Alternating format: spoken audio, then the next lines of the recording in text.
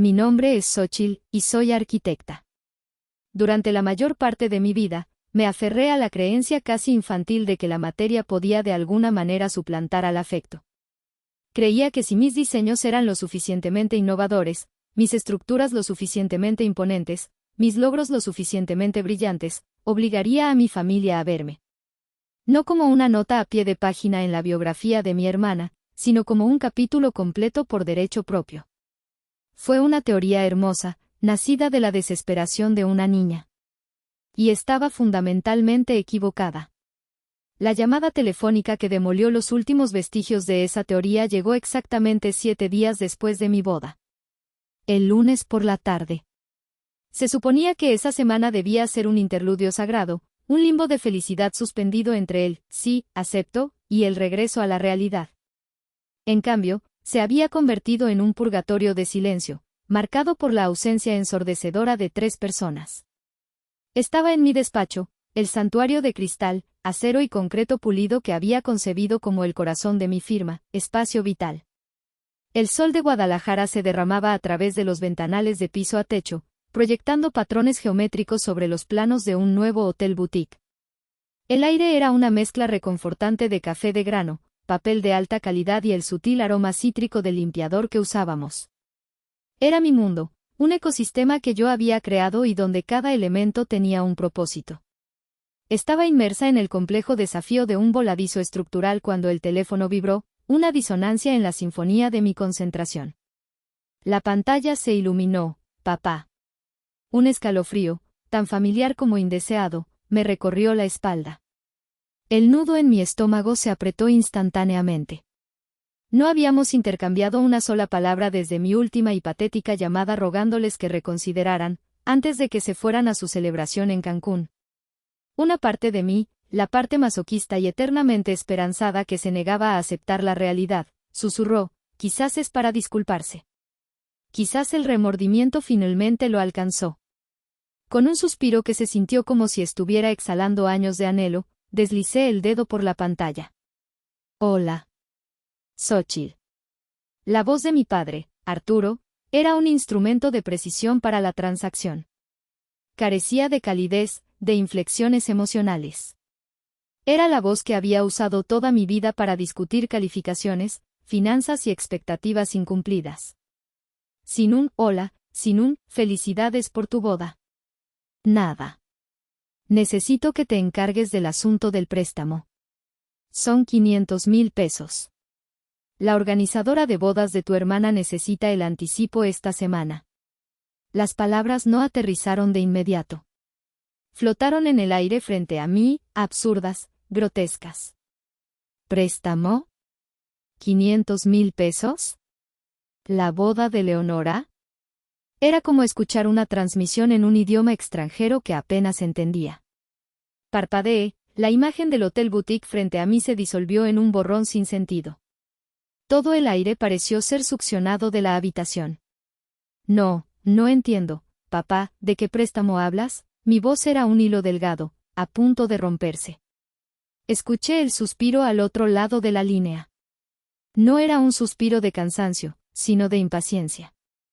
Era el sonido que había escuchado toda mi vida cada vez que no captaba algo lo suficientemente rápido, cada vez que necesitaba una explicación adicional, cada vez que era, en resumen, una decepción. El préstamo para tu universidad, Xochitl. Por favor, no te hagas la desentendida. Tu madre y yo hicimos un gran sacrificio para que estudiaras. Siempre quedó claro que, cuando tuvieras la capacidad, contribuirías de vuelta a la familia. Bueno, ese momento ha llegado. La boda de tu hermana es un evento de primer nivel. Es por el prestigio de la familia. Todos debemos poner de nuestra parte. El prestigio de la familia. Todos debemos poner de nuestra parte. Las frases de propaganda familiar que habían usado para justificar cada desigualdad, cada sacrificio unilateral. Y mientras esas palabras resonaban, mi mente, como un proyector fuera de control, comenzó a mostrar imágenes de la semana anterior. Yo, de pie en el altar, sonriendo a Mateo mientras mi corazón se sentía como si estuviera siendo estrujado. Mi mirada desviándose instintivamente hacia la primera fila, hacia el trío de sillas vacías adornadas con flores blancas, un monumento a la indiferencia. Luego, la imagen cambió a la que había quemado mi retina esa misma noche, el video en el Instagram de mi madre. El sol brillante, el agua increíblemente azul, el sonido de las risas y el tintineo de las copas. Y el brindis de mi padre, capturado para que todo el mundo lo viera, por mi hija, Leonora, la estrella de la familia, que su futuro sea tan brillante como su presente. Y ahora, este hombre, mi padre, sin un ápice de conciencia o vergüenza, me exigía una suma de dinero que representaba meses de mi trabajo para financiar la continua celebración de la misma persona por la que habían borrado el día más importante de mi vida. La ira, una emoción que había suprimido durante tanto tiempo, comenzó a burbujear desde lo más profundo de mí.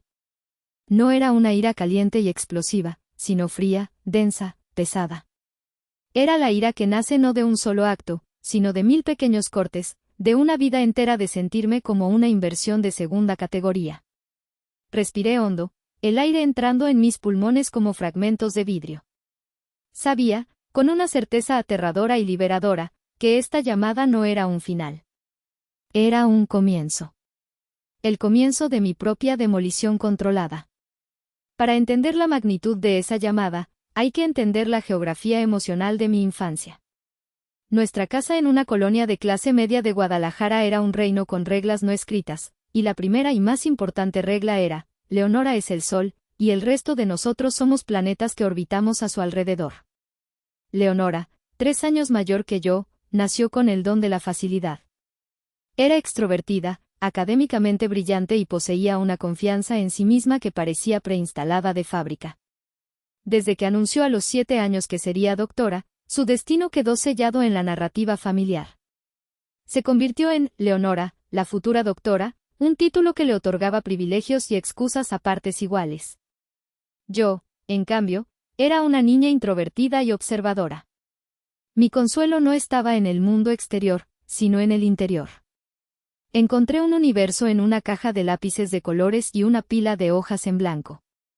Mientras Leonora recitaba la tabla periódica en la cena para el deleite de mis padres, yo me escabullía a mi habitación para dibujar. No dibujaba flores ni animales. Dibujaba espacios. Plantas arquitectónicas de casas imaginarias, ciudades futuristas con puentes suspendidos en el aire. En mi mundo de papel, todo tenía un lugar, una estructura, un propósito. Podía crear habitaciones llenas de luz para familias que siempre cenaban juntas, o bibliotecas silenciosas donde una niña podía leer en paz. La arquitectura se convirtió en mi lenguaje secreto, una forma de imponer orden y belleza en un mundo que a menudo se sentía desequilibrado e indiferente. Era mi fortaleza, construida con grafito y sueños. La ceremonia que solidificó nuestros roles opuestos tuvo lugar cuando yo tenía 10 años. Había ganado el primer premio en un concurso de arte a nivel estatal para niños. El tema era Mi Jalisco. Mi pieza era un intrincado dibujo a tinta del Hospicio Cabañas, jugando con las luces y las sombras de sus arcos. Estuve semanas trabajando en él. Cuando anunciaron mi nombre, sentí una oleada de orgullo tan intensa que casi me mareó. Por primera vez, sentía que tenía algo tangible, algo validado por el mundo exterior, para ofrecer en el altar familiar. Llegué a casa aferrando el trofeo dorado y el diploma enmarcado. Entré corriendo en la sala, donde mis padres leían el periódico y Leonora hacía su tarea. Gané el primer premio estatal, anuncié, mi voz aguda por la emoción. Mi padre bajó el periódico. Ah, sí. A ver. Le entregué el trofeo. Lo sopesó en su mano. No está mal. Pesa bastante, comentó, como si estuviera evaluando un melón en el mercado. Miró el diploma. Primer lugar. Muy bien, Xóchitl. Me devolvió las cosas y volvió a su periódico. Mi madre sonrió desde su sillón. Felicidades, mi amor. ¿Qué talento tienes? Y eso fue todo. La conversación se desvió inmediatamente hacia el próximo torneo de debate de Leonora. Coloqué mis premios en la repisa de la chimenea, el lugar de honor. Se veían pequeños y un poco ridículos al lado de la colección de medallas de natación y trofeos académicos de Leonora que ya ocupaban la mayor parte del espacio. Esa noche, durante la cena, mi padre hizo un anuncio. Tenemos que hacer espacio en la repisa, dijo. Mi corazón dio un brinco. ¿Iban a reorganizarla para que mi trofeo se viera mejor? El Club de Ciencias de Leonora ganó la competencia regional. Traerá a casa un trofeo enorme la próxima semana. Nadie pareció notar mi presencia. Al día siguiente, cuando volví de la escuela, mi trofeo y mi diploma ya no estaban en la repisa. Los encontré en el cuarto de los Trevejos, encima de una caja de adornos navideños rotos. No lloré. En ese momento, una parte de mí se endureció. Con una calma que asustaría a la niña que era, recogí mis premios, los llevé a mi habitación y los guardé en el fondo de mi armario, detrás de una pila de suéteres viejos. Se convirtieron en las reliquias secretas de mi fortaleza de papel. Eran la prueba de que mi talento era real, incluso si para ellos era invisible. Y me juré a mí misma que algún día, construiría algo tan grande, tan innegable, que no tendrían un armario lo suficientemente grande para esconderlo. La transición a la vida adulta no hizo más que institucionalizar el sistema de castas de nuestra familia. Las decisiones sobre nuestra educación y nuestras carreras se convirtieron en un ejercicio de contabilidad emocional y financiera, y en el libro mayor de mis padres, yo siempre fui una partida de gastos, mientras que Leonora era una inversión de capital. Cuando Leonora se graduó de la preparatoria, la pregunta no era si iría a la universidad, sino a cuál de las prestigiosas y carísimas escuelas de medicina privadas aplicaría. La elegida fue una institución de renombre en Monterrey, con una colegiatura que hacía que mis padres palidecieran. Pero la narrativa familiar se activó de inmediato. Es una inversión en el futuro, repetía mi padre, Arturo, a cualquiera que quisiera escuchar. Para él, que había luchado toda su vida para ascender en la escala social, la idea de poder decir, mi hija es doctora egresada de esa universidad, era el máximo símbolo de estatus. Era la armadura que lo protegería de los fantasmas de su propia precariedad. Firmó los papeles del préstamo bancario con la solemnidad de un rey firmando un tratado. Mi madre, Adela, se convirtió en la gerente de relaciones públicas del Proyecto Leonora. Cada llamada telefónica con familiares, cada encuentro con vecinos, era una oportunidad para dar un informe de progreso. Leonora está en el cuadro de honor, Leonora está haciendo una rotación con un cirujano famosísimo. Estaba viviendo sus propias ambiciones frustradas a través de su hija mayor, y el éxito de Leonora se convirtió en el combustible de su propia autoestima. 3 años después, llegó mi turno. Mis calificaciones eran impecables y mi portafolio de diseño era mi orgullo. Había una opción clara, la Facultad de Arquitectura de la Universidad Pública, una de las mejores del país. Y lo mejor de todo, había conseguido una beca de excelencia académica que cubría la totalidad de la matrícula. Presenté la noticia en la cena, esperando, si no entusiasmo, al menos alivio financiero. La reacción fue un silencio incómodo. Mi padre dejó los cubiertos a un lado. Arquitectura, dijo, probando la palabra como si tuviera mal sabor. Xóchitl, hemos hablado de esto. Es un campo muy inestable. Mucha competencia, pocos trabajos bien pagados. ¿No has pensado en algo más práctico, como contabilidad o administración de empresas? Pero es lo que amo, papá. Y es gratis, argumenté, sintiendo la vieja frustración subir por mi garganta. Nada en esta vida es gratis, sentenció. El tiempo que inviertes es un costo. Y me parece un costo muy alto para una carrera que es, seamos honestos, un capricho. Esa fue la palabra que usó, capricho. Mi pasión, las incontables horas de trabajo, mi futuro, todo reducido a un simple capricho. Mientras tanto, el sueño de Leonora era una inversión sagrada que justificaba decenas de miles de pesos en deudas. La universidad fue una época de dualidad. Por un lado, me sentía liberada. Estaba inmersa en un mundo que me entendía, rodeada de gente que hablaba mi mismo lenguaje de formas, funciones y estética. Me destaqué, gané concursos internos y conseguí una pasantía en un despacho de renombre antes que nadie en mi clase. Por otro lado, la brecha con mi familia se ensanchaba. Para financiar mis materiales, libros y gastos de manutención, tuve que tomar 2 trabajos a tiempo parcial. Servía mesas en un restaurante del centro hasta la medianoche y los fines de semana hacía dibujos técnicos para un ingeniero. Recuerdo una noche particularmente agotadora. Eran las 2 de la mañana, estaba limpiando la cocina del restaurante, con los pies hinchados y oliendo a grasa, cuando sonó mi teléfono. Era mi madre. «Mija, qué bueno que te encuentro», dijo, su voz eufórica. «No vas a creerlo, tu hermana nos llamó. Su papá y yo decidimos que se merecía un regalito por sus buenas notas, así que le compramos un coche nuevo para que se mueva por Monterrey, ¿no es maravilloso?». Me quedé allí, con un trapo sucio en la mano, escuchándola describir el color y las características del coche. Colgué el teléfono y me apoyé contra la pared fría de acero inoxidable, y por primera vez, no sentí tristeza. Sentí una rabia fría y lúcida. Ellos estaban financiando los lujos de Leonora, mientras yo fregaba los platos de otras personas para poder comprar un compás. No era solo favoritismo. Era una declaración fundamental de mi valor a sus ojos. Cuando me gradué con la mención honorífica más alta y anuncié que, en lugar de buscar un trabajo seguro, iba a asociarme con un compañero para abrir nuestra propia firma, casi les dio un infarto. «Otro riesgo», exclamó mi padre. «¿Cuándo vas a empezar a tomar decisiones sensatas?». 2 meses después, asistimos a la lujosa fiesta de graduación de Leonora. Mi padre dio un discurso lacrimógeno sobre el sacrificio y el orgullo. Nadie mencionó mi propia graduación, que había tenido lugar en silencio 2 meses antes. En ese momento, entendí que en su libro de contabilidad, yo nunca sería un activo. Estaba destinada a ser, para siempre, una causa perdida. A Mateo lo conocí en el caos controlado de una obra en construcción. Yo era la joven arquitecta, tratando de imponer mi visión entre hombres que me doblaban la edad y la experiencia.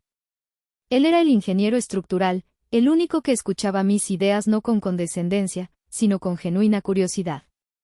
Tenía una calma que contrastaba con mi intensidad, una lógica que anclaba mi creatividad. Mientras mi familia veía mi pasión como un defecto, Mateo la veía como el núcleo de mi ser. Se enamoró de mí no a pesar de mi ambición, sino por ella. Nuestro noviazgo fue un bálsamo. Con él aprendí lo que era el apoyo incondicional, la celebración compartida.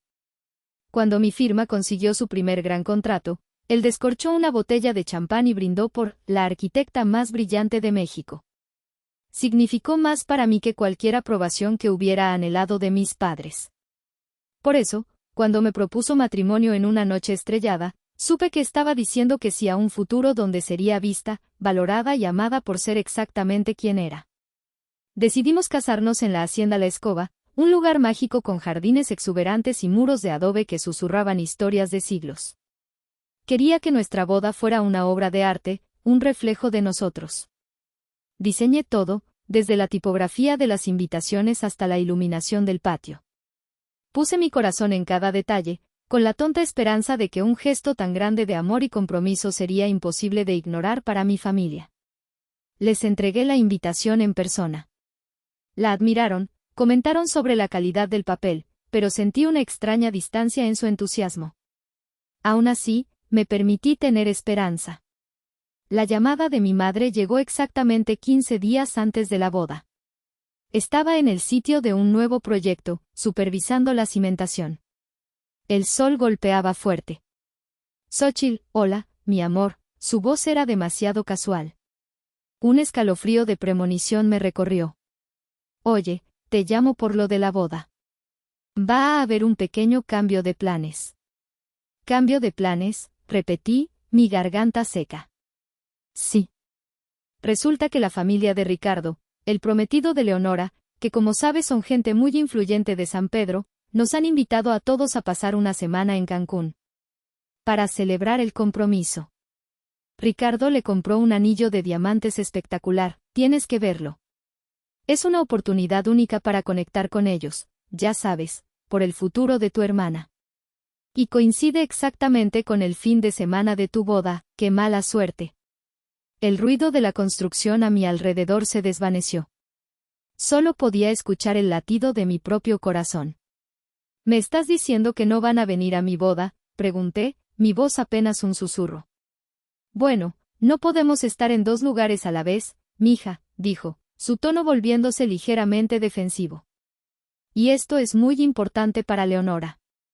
Es su futuro. Sentí que las lágrimas comenzaban a quemarme los ojos. Mamá, es mi boda. Me voy a casar. ¿Cómo puede no ser eso importante? ¿Cómo pueden no estar aquí? La desesperación en mi voz era palpable. Y entonces, su paciencia se agotó. El velo de amabilidad se desvaneció, revelando el frío desdén que había debajo. Su voz se volvió cortante, como el filo de un cuchillo. Ay, Xóchitl, por el amor de Dios, no empieces con tus dramas. Ya estás grande. Es solo una pequeña boda, algo sencillo. Francamente, es un evento trivial para alguien de abajo. No nos molestes con estas pequeñeces cuando estamos tratando con el futuro de verdad, el de tu hermana. Colgó. Me quedé de pie, en medio del polvo y el ruido, con el teléfono pegado a mi oreja. Trivial. Alguien de abajo. Las palabras no solo me hirieron, me aniquilaron. Redujeron mi vida, mi amor, mi compromiso, mi existencia entera a una insignificancia. Era la evaluación final y brutal de mi valor a sus ojos, cero. Esa noche, Mateo me encontró en el balcón, mirando la ciudad sin verla. Me envolvió en sus brazos y lloré hasta que no me quedaron lágrimas. No intentó razonar, no intentó minimizar el dolor. Simplemente lo absorbió. Tu dolor es válido, mi amor, susurró contra mi cabello. Lo que hicieron es imperdonable. Sus palabras fueron el único ancla en mi tormenta. El día de la boda fue hermoso y doloroso a partes iguales. La familia de Mateo me acogió como a una hija. Mis amigos crearon una burbuja de alegría a mi alrededor. Pero cada vez que mi mirada se posaba en la primera fila, el hueco dejado por esas 3 sillas vacías me robaba el aliento. Dije, sí, acepto, con una sonrisa en los labios y una herida abierta en el corazón. Esa noche, en la suite nupcial, mientras Mateo se duchaba, cometí el error de abrir Instagram. Y allí estaba. La prueba irrefutable, transmitida al mundo. Un carrusel de fotos y videos. Mi familia en un yate. Brindando con cócteles de colores. Leonora mostrando su anillo. Mi padre riendo a carcajadas. Y mi madre, sonriendo a la cámara, con el pie de foto, celebrando lo que de verdad importa. Almohadilla familia es primero almohadilla orgullo total. En ese momento, el dolor se transformó. Se cristalizó en algo duro, frío y afilado. Se convirtió en una decisión. Ya no esperaría su aprobación. Ya no mendigaría su amor. Habían trazado la línea en la arena. Y yo, por fin, estaba lista para trazar la mía. La luna de miel fue un intento febril de construir un recuerdo feliz sobre un cráter aún humeante. Mateo fue increíble, llenando nuestros días con tanta belleza y risas que casi logré olvidar. Pero por las noches, en la oscuridad, las palabras de mi madre y las imágenes del yate volvían a mí, fantasmas persistentes. Regresamos a Guadalajara a una nueva vida, a un apartamento que se sentía como un lienzo en blanco. Pero una mancha oscura amenazaba con extenderse por él. Y entonces, una semana después de la boda, sonó el teléfono. La llamada de mi padre no fue un cerillo arrojado a un charco de gasolina, fue una palada de tierra sobre un ataúd que yo creía haber cerrado. Cuando colgué, con la absurda demanda de 500,000 pesos resonando en mis oídos, no hubo lágrimas. No hubo gritos.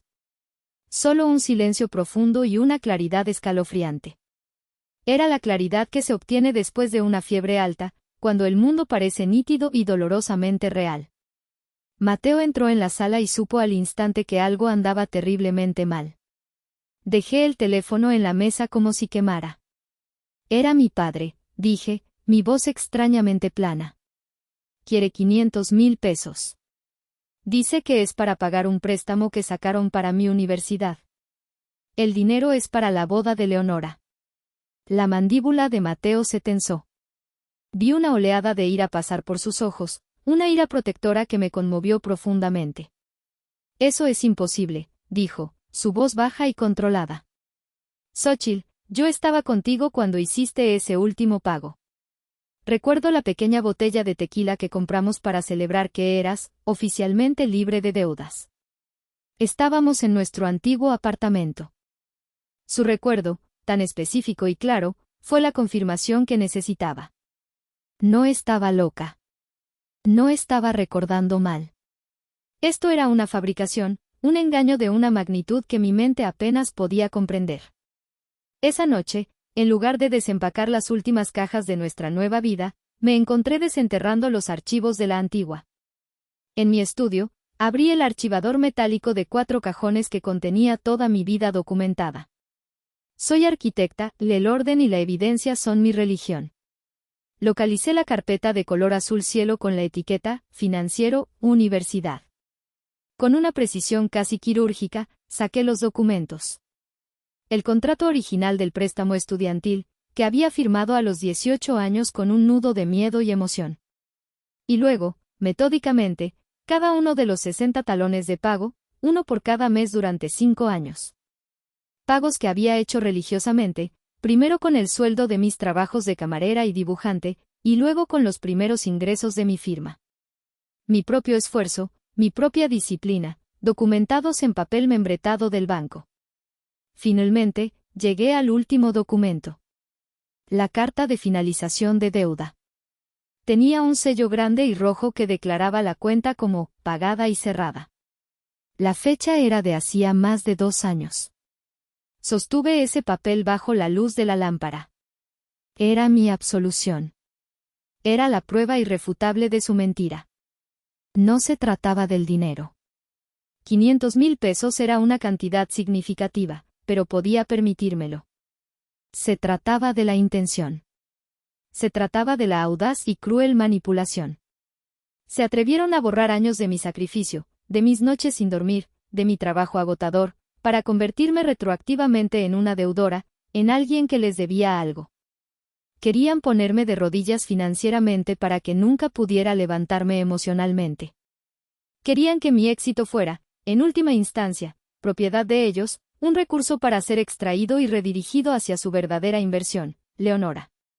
A la mañana siguiente, con los papeles extendidos sobre mi escritorio como un general planeando una batalla, hice mis llamadas. Primero, al departamento de atención al cliente del banco. El agente, después de verificar mi identidad, me confirmó amablemente que mi historial crediticio con ellos era impecable y que el préstamo en cuestión había sido liquidado en su totalidad. Le pedí, para mis registros, que me enviara una transcripción oficial de nuestra conversación y un nuevo estado de cuenta final por correo electrónico. Mi segunda llamada fue a David, mi abogado. Le narré los hechos, desde la boda hasta la llamada de mi padre y mis hallazgos en los archivos. Hubo un largo silencio al otro lado. Xóchitl, dijo finalmente, su voz grave. Esto es un intento de extorsión. No tiene base legal alguna. Es una táctica de intimidación emocional. Lo que estás sosteniendo en tus manos no son solo papeles, es tu armadura. No cedas ni un centímetro. Colgué el teléfono. La claridad de diamante se había solidificado en una determinación de hierro. La pregunta ya no era si me defendería. La pregunta era cómo transformaría mi defensa en un contraataque. Habían intentado demoler mi pasado para controlar mi futuro. No sabían que, al hacerlo, me habían entregado los planos perfectos para su propia destrucción. La certeza de su engaño no me trajo la paz que esperaba. En su lugar, abrió una compuerta a un tipo de dolor más profundo y antiguo. Esa noche, la casa se sentía demasiado grande, el silencio demasiado acusador. Mateo, sintiendo mi necesidad de espacio, se retiró a su estudio con la excusa de revisar unos correos. Me encontré vagando por los pasillos a oscuras, sintiéndome como un fantasma en mi propia vida. Mi errática caminata me llevó a la bodega, ese purgatorio de objetos olvidados. Allí, en una esquina, estaba la caja de cartón etiquetada como recuerdos. La abrí, y el olor a polvo y papel viejo llenó el aire. Mis dedos pasaron sobre anuarios y viejas libretas hasta que encontraron el pesado álbum de terciopelo azul. Me senté en el suelo frío, con el álbum en mi regazo. Abrirlo fue como abrir una tumba. Las primeras páginas eran un espejismo de felicidad. Allí estaba yo, con 5 años, en los hombros de mi padre en el parque, mi risa capturada en un estallido de alegría borrosa. Recordé ese día. Olía a hierba recién cortada y a algodón de azúcar. Mi padre me llamaba su pequeña constructora, porque prefería jugar con bloques que con muñecas. Pasé la página.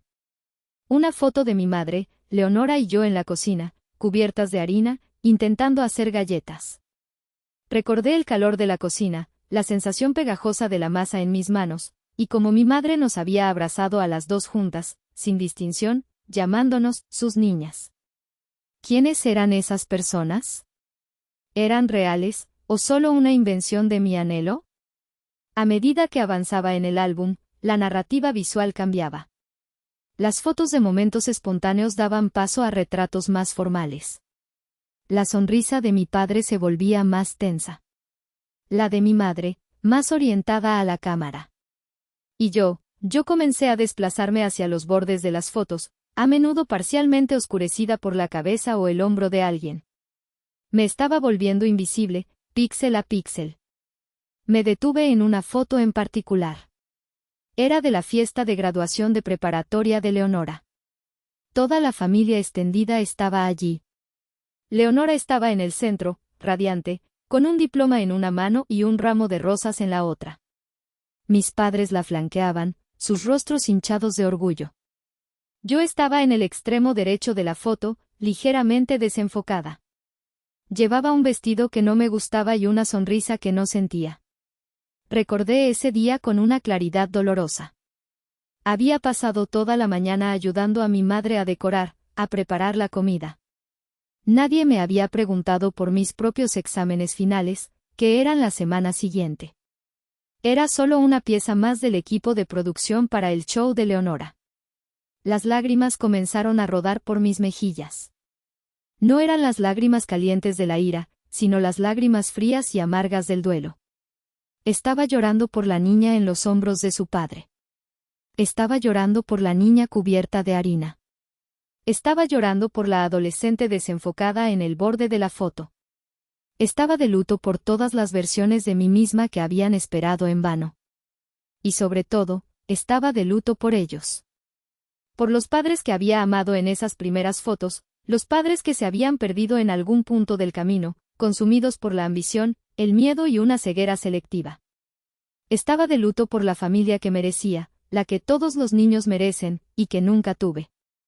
Sentada allí, en la oscuridad polvorienta, me permití sentirlo todo. El dolor de la invisibilidad, la injusticia del favoritismo, la traición final de su mentira. Dejé que me inundara, que me ahogara, hasta que no hubo nada más que un vacío inmenso. Y en ese vacío, algo sucedió. Una voz, tranquila pero inquebrantable, emergió desde lo más profundo de mí. Era mi voz. Y decía, ya basta. Basta de esperar. Basta de justificar. Basta de hacerme pequeña para que ellos pudieran sentirse grandes. Basta de aceptar sus migajas de afecto como si fueran un banquete. Cerré el álbum. Lo puse de nuevo en la caja. Pero esta vez, no lo sentí como si estuviera enterrando un tesoro. Lo sentí como si estuviera cerrando un caso. La investigación había terminado. El veredicto estaba claro. Cuando subí las escaleras, el cielo del este comenzaba a teñirse de un gris pálido. Mateo estaba dormido en nuestra cama. Me deslicé a su lado. Él se movió y me rodeó con un brazo, incluso en su sueño. Apoyé mi cabeza en su pecho, escuchando el latido constante y tranquilizador de su corazón. La tristeza seguía allí, como un hematoma profundo, pero ya no me definía. Debajo de ella, había una nueva capa, dura y resistente, forjada en el fuego de esa noche. Era la aceptación. Y con ella, una resolución de acero. Ya no lucharía por un lugar en su mesa. Construiría la mía propia. Y la haría tan magnífica que su pequeño mundo de apariencias parecería, en comparación, completamente trivial. La mañana siguiente se sintió como el primer día de una nueva era. El sol que entraba por la ventana no parecía el mismo. Había una nitidez en el aire, una claridad en mi mente que no había sentido en años. La decisión, una vez tomada, era un ancla. Durante el desayuno, le expuse el plan a Mateo. Mientras hablaba, dibujaba diagramas invisibles en la mesa con el dedo, mi mente de arquitecta visualizando la estructura de mi estrategia. No voy a enfrentarlos en una pelea a gritos, le expliqué. Eso es lo que esperan. Quieren que sea la hija emocional, la dramática. Quieren que la conversación se desvíe hacia mis sentimientos heridos, para poder descartarlos. No les daré esa satisfacción. Mateo escuchaba atentamente, con una taza de café entre las manos. Entonces, ¿qué harás? Voy a construir un escenario, dije, una pequeña sonrisa formándose en mis labios. Un escenario perfecto donde ellos serán los actores principales, pero el guión lo escribiré yo. Usaré sus debilidades contra ellos, su insaciable sed de estatus, su amor por la ostentación y su creencia absoluta en mi sumisión. Supe de inmediato cuál sería el escenario, la estancia gaucha. Era más que un restaurante, era un símbolo en Guadalajara. Era el lugar donde los políticos cerraban tratos, donde las familias de la alta sociedad celebraban sus compromisos. Mi madre leía las columnas de sociales solo para ver quién había sido fotografiado allí. La simple mención del nombre era suficiente para hacerla suspirar de anhelo. Pasé la mañana haciendo mis preparativos. Hice una llamada crucial, no a mi padre, sino a la oficina de uno de mis clientes más importantes, el señor Horacio Porfirio, un magnate inmobiliario con una reputación de ser tan brillante como intimidante. Habíamos estado negociando un proyecto masivo, y sabía que estábamos cerca de un acuerdo. Su secretaria me agendó una reunión para el lunes, pero le pedí un favor. Sé que esto es inusual, le dije a su asistente, pero, ¿sería posible que el señor Porfirio se reuniera conmigo para una confirmación informal el sábado por la noche? Quizás para tomar una copa. Es para finalizar un detalle clave antes de la firma. Estaré en la estancia gaucha. La asistente, después de una breve consulta, me devolvió la llamada. El señor Porfirio estaría encantado de pasar a saludar. El anzuelo estaba en su lugar. Ahora, para los peces. Respiré hondo y marqué el número de mi padre. Me obligué a sonar pequeña, asustada, la Xóchitl que ellos conocían y esperaban. Papá, mi voz era un susurro tembloroso. Xóchitl. Espero que tengas buenas noticias, su tono era impaciente. Sí, bueno, algo así, dije, dejando que un sollozo falso se quebrara en mi voz. He estado viendo mis opciones. Es muy difícil, papá. No sé cómo voy a juntar tanto dinero tan rápido. Ese es tu problema. Encuentra la solución. Lo sé, y lo haré. Te lo prometo, dije rápidamente. De hecho, por eso te llamaba. El sábado por la noche, tengo una cena muy importante. Es con un inversionista. Un cliente muy grande. Si logro cerrar este trato, podría tener el dinero. Pude sentir su interés al otro lado de la línea. ¿Un cliente grande? ¿Quién? No puedo decir su nombre, es confidencial hasta que firmemos. Pero es importante, respondí, sembrando el misterio. La reunión es en la estancia gaucha. Silencio. Pude imaginar los engranajes girando en su cabeza. Mi patética hija, de alguna manera, había conseguido una reunión en ese lugar. La curiosidad y el esnobismo estaban en guerra. Y estaba pensando, continué, mi voz llena de una falsa vacilación. Sé que están enojados conmigo, pero, me gustaría que estuvieran allí. Quizás no en mi mesa, para no interrumpir, pero en el restaurante. Así, en cuanto termine y me den el anticipo, puedo ir directamente a su mesa y darles el cheque. Para que vean que cumplo mi palabra. Y así podemos hablar un poco. Era la oferta perfecta. Les daba todo lo que querían, el dinero, la oportunidad de estar en un lugar exclusivo, la satisfacción de verme doblegada a su voluntad, y un asiento en primera fila para espiar mi misteriosa vida profesional. Era una trampa hecha a la medida de su ego. Hubo una pausa más larga. Pude oírlo hablar en voz baja con mi madre a lo lejos. Luego volvió al teléfono, su tono ahora magnánimo, como un rey perdonando a un siervo. Está bien, Xóchitl. Apreciamos el gesto. Tu madre, tu hermana y yo estaremos allí. A las 9. No nos hagas esperar. No lo haré, papá. Gracias. De verdad, gracias, dije, poniendo toda la gratitud fingida que pude reunir. Colgué el teléfono y me permití una sonrisa lenta y fría. El escenario estaba montado. Los actores habían recibido sus invitaciones. Y yo, la directora, estaba lista para la noche del estreno. No sabían que la obra que iban a presenciar no era una comedia de reconciliación, sino una tragedia. Su tragedia. La noche del sábado tenía una cualidad cinematográfica. Una suave lluvia había limpiado el aire de Guadalajara, y las calles brillaban bajo las luces de la ciudad, reflejando un cielo de un profundo color índigo. Mientras conducía hacia la estancia gaucha, no sentía el torbellino de ansiedad que había anticipado. En su lugar, había una quietud, una concentración intensa. Era como la calma en el ojo de un huracán que yo misma había creado. Me había vestido con una intención deliberada. Elegí un vestido negro de seda, de cuello alto y sin mangas, que caía en una línea recta y fluida hasta mis tobillos. Era elegante, pero severo. No era un vestido para seducir o para agradar, y era una declaración de intenciones. Mi único adorno era un brazalete de plata martillada, una pieza escultórica de un artesano local. Llevaba el pelo recogido en un moño bajo y apretado, sin un solo mechón fuera de lugar. Mi maquillaje era una máscara de neutralidad, base impecable, cejas definidas, un toque de máscara de pestañas y labios desnudos. Quería que mi rostro fuera un lienzo en blanco sobre el que ellos proyectaran sus propias suposiciones, hasta que fuera demasiado tarde. Llegué al restaurante sola, 10 minutos antes. El ballet tomó mi coche con una reverencia.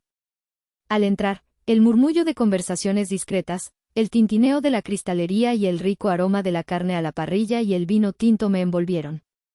El interior era un estudio de lujo masculino, madera oscura, cuero suave, iluminación tenue y acentos de bronce. Era un club de poder, y esta noche, yo era miembro. El maitre me saludó por mi nombre. Arquitecta Xóchitl, bienvenida. Su mesa está lista. Gracias, Jean-Pierre.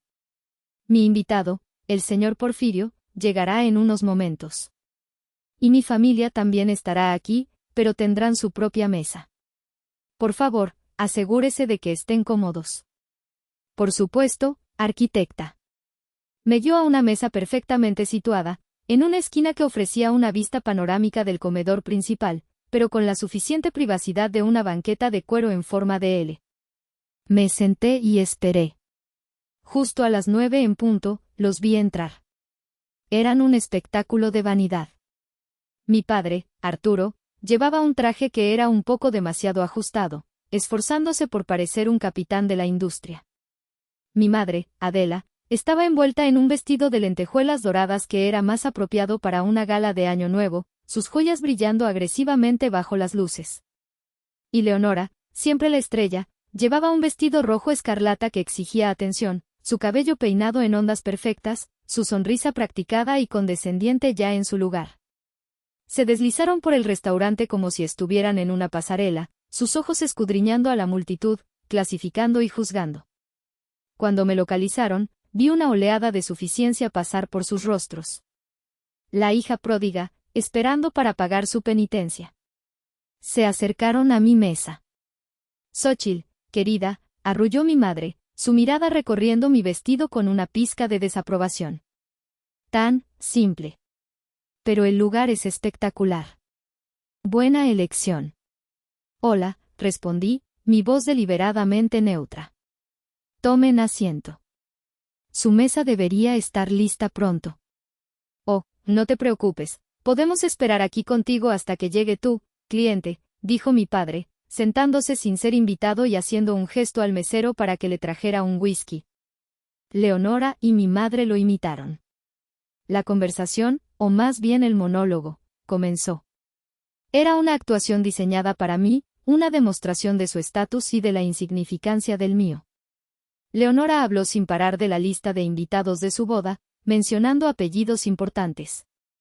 Mi padre habló de una inversión que estaba considerando. Mi madre se quejó del servicio en el resort de Cancún, implicando que solo los mejores estándares eran aceptables para ellos. Yo escuchaba en silencio, asintiendo ocasionalmente, mi rostro una máscara de calma.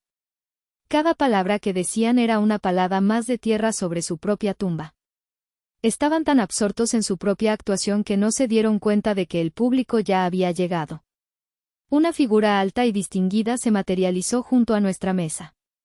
Cabello plateado peinado hacia atrás, un traje de lino color crema que costaba más que mi primer coche, y una aura de poder que silenció instantáneamente la charla en nuestra mesa. Me puse de pie. Señor Porfirio. Gracias por venir.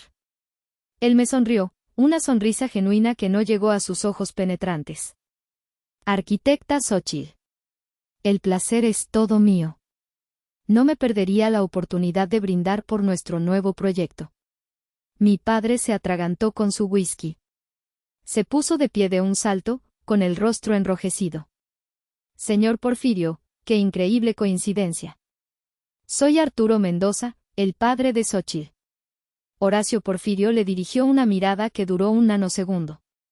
Mendoza, dijo, con un tono que no indicaba ningún reconocimiento. Luego, su atención se centró de nuevo en mí. El desaire fue tan sutil y tan devastador que casi sentí lástima. Casi. El escenario estaba montado. La primera escena había comenzado. La presencia del señor Porfirio en nuestra mesa cambió la dinámica de poder de una manera tan abrupta que fue casi tangible. El aire se cargó de una nueva tensión. Mi padre, que momentos antes había estado pontificando, ahora parecía un estudiante nervioso frente al director de la escuela. Mi madre se retorcía las manos en el regazo, su sonrisa de lentejuelas congelada. Y Leonora, por primera vez, estaba completamente en silencio, observando la interacción con ojos entrecerrados, su radar social trabajando a toda velocidad para procesar esta nueva y confusa información. Por favor, siéntese, señor Porfirio, dije, mi voz tranquila y firme. Hice un gesto a la banqueta a mi lado. Él se sentó, creando un claro divisor físico y simbólico entre mi familia y yo. Jean-Pierre, el maitre, apareció como por arte de magia. Señor Porfirio, qué placer tenerlo con nosotros, ¿lo de siempre? Sí, Jean-Pierre, gracias.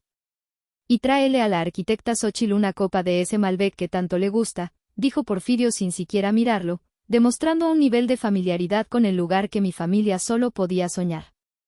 Mi padre carraspeó, intentando reinsertarse en la conversación.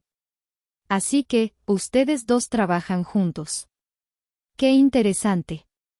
Xóchitl nunca nos cuenta mucho sobre su trabajito. La palabra trabajito fue pronunciada con una condescendencia apenas velada, un último y patético intento de afirmar su autoridad. Porfirio se giró lentamente hacia mi padre, sus ojos afilados como cuchillos de obsidiana. Trabajito, repitió, arqueando una ceja plateada. Señor Mendoza, su hija no tiene un trabajito. Su hija es una visionaria. Su firma, Espacio Vital, está a punto de convertirse en el referente de la arquitectura sostenible en todo México. Se volvió hacia mí, su tono ahora cálido y lleno de genuino entusiasmo. Xóchitl, el Consejo de Administración revisó los planos finales para el desarrollo de Punta Mita esta mañana. Están, y cito al presidente, absolutamente anonadados. La forma en que has integrado las villas en la topografía natural sin perturbar el ecosistema, es poesía hecha concreto y cristal. Pura poesía. Tomó un sorbo de su whisky. El lunes por la mañana, firmaremos el contrato. 50 millones de pesos para la fase inicial. Y eso, mi querida Xóchitl, es solo el comienzo. Este proyecto la pondrá en el mapa internacional. 50 millones de pesos. La cifra quedó suspendida en el aire, vibrando. Vi cómo el rostro de mi padre pasaba del rojo al blanco pálido. Los labios de mi madre se separaron en una "oh" silenciosa. Los ojos de Leonora se abrieron de par en par, su máscara de compostura finalmente resquebrajándose para revelar una fea mezcla de incredulidad y envidia. Era más dinero del que probablemente verían juntos en toda su vida. Era mi momento. El clímax que había diseñado con tanto cuidado. Dejé mi copa en la mesa con un suave clic. Me dirigí a mi padre, mi voz era un bisturí, precisa y sin emoción. Papá. Respecto a nuestra conversación anterior, sobre la deuda y los 500,000 pesos. Saqué un sobre blanco y pulcro de mi bolso. No lo deslicé, sino que lo coloqué deliberadamente en el centro de la mesa. Me temo que ha habido un terrible malentendido. Continué, mi mirada viajando de un rostro pálido al siguiente. Verás, me tomé la libertad de revisar mis archivos. Dentro de este sobre, encontrarás una copia de la carta de liquidación de mi préstamo estudiantil, fechada hace 2 años. También encontrarás una declaración jurada de mi abogado y una confirmación por escrito del banco. La verdad, la fría y documentada verdad, es que no les debo ni un solo centavo. La mano de mi padre se cernió sobre el sobre, pero no se atrevió a tocarlo. Y en cuanto a la petición de financiar la boda de Leonora, continué, mi voz bajando un tono, volviéndose más personal, más letal. He llegado a una conclusión. Mis finanzas, mis recursos, el fruto de mi trabajo, son para inversiones. Inversiones en proyectos que tienen valor, que tienen futuro, que tienen integridad. Miré directamente a los ojos de mi madre. Y después de una cuidadosa consideración, he decidido que no sería prudente invertir en una familia que considera el compromiso de mi vida, mi propia boda, como. Hice una pausa, saboreando el momento. Como un evento trivial para alguien de abajo. El jadeo de mi madre fue audible. La frase, su propia frase, lanzada de vuelta a ella en este lugar público y opulento, fue el golpe mortal.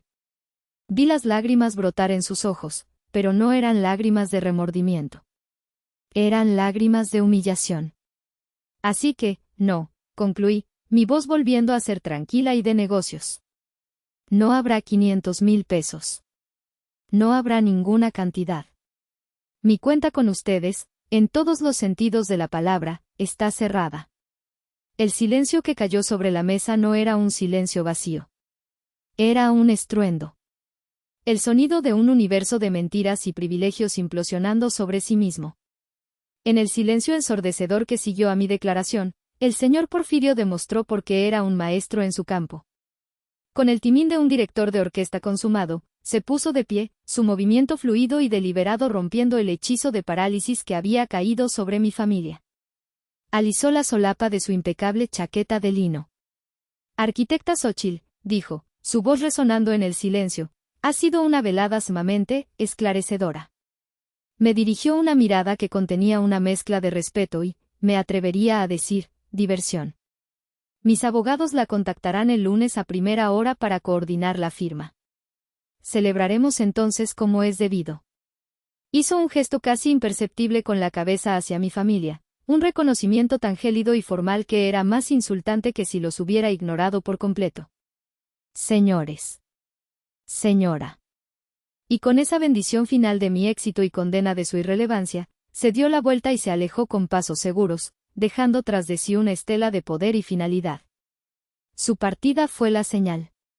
El telón estaba cayendo. Me levanté, mi movimiento reflejando el suyo, pero más lento, más deliberado. Miré por última vez a las 3 estatuas de sal sentadas frente a mí. Mi padre, Arturo, parecía un pez fuera del agua, su boca abriéndose y cerrándose sin emitir sonido. El color había vuelto a su rostro en manchas rojas y feas. Mi madre, Adela, se secaba furiosamente las lágrimas de humillación, su maquillaje dorado comenzando a correrse. Y Leonora, ella me miraba fijamente, y en sus ojos ya no había arrogancia, sino algo nuevo, algo que nunca había visto dirigido hacia mí, un odio puro y sin adulterar. La estrella finalmente había sido eclipsada, y no le gustaba la oscuridad. Cogí mi bolso. Me detuve junto a la mesa, inclinándome ligeramente, asegurándome de que mi voz fuera lo suficientemente baja para que solo ellos pudieran oírla, una última confidencia íntima y venenosa. Y papá, susurré, la palabra sintiéndose extraña en mi boca. Una cosa más. A partir de este momento, por favor, no vuelvas a contactarme por asuntos triviales. La sacudida que recorrió su cuerpo fue mi respuesta. Había usado su propia arma, sus propias palabras, para asestar el corte final.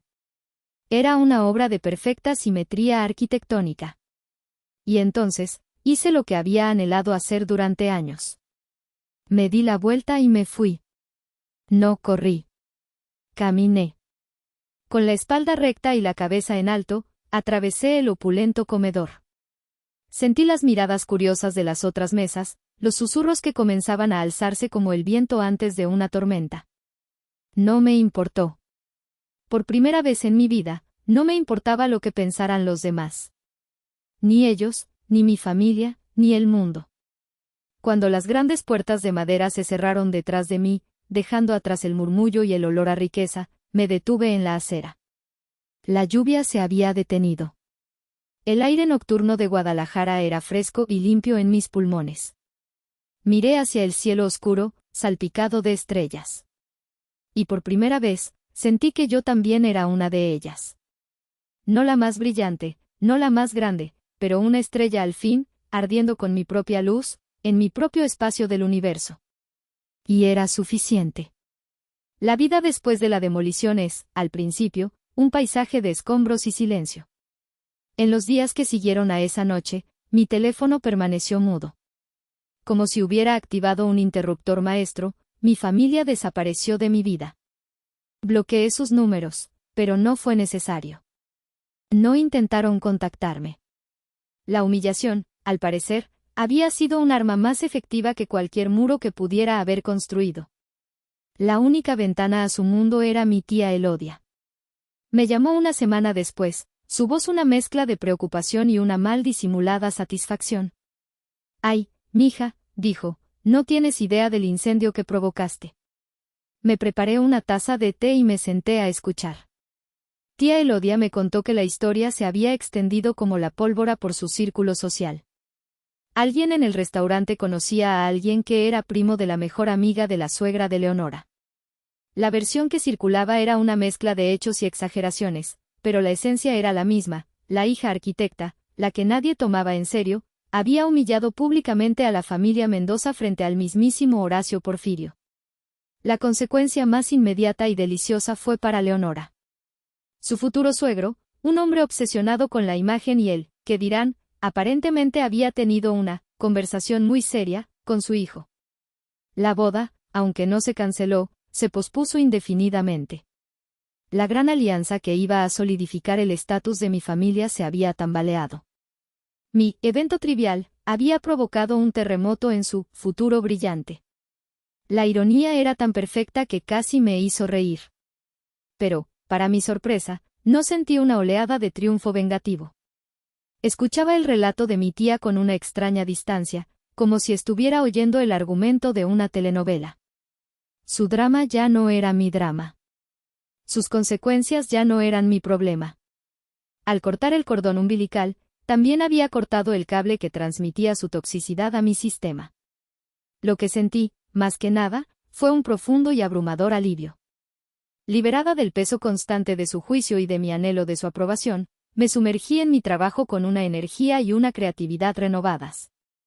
La firma del contrato con el señor Porfirio fue un evento discreto pero monumental.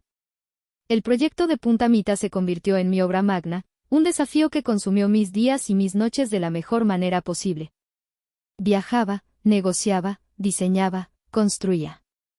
Mi mundo se expandió, llenándose de gente interesante, de problemas complejos que resolver y de la inmensa satisfacción de ver mis ideas tomar forma en el mundo real. Mateo y yo compramos un terreno en una ladera con vistas a la barranca de Huentitán. Y comencé a diseñar nuestra casa. No era un palacio, no era una declaración de riqueza. Era un santuario. Un lugar de ventanales enormes para que entrara la luz, con una biblioteca de doble altura para nuestros libros y un estudio para mí que se abría a un jardín de plantas nativas. Cada línea que dibujaba era un acto de autorreclamación. Estaba, literalmente, construyendo mi propia felicidad desde los cimientos. Pasaron los años. Mi firma creció, ganó premios y se consolidó. Me convertí en una voz respetada en mi campo. Mateo y yo tuvimos una hija, a la que llamamos Alba, por los nuevos comienzos.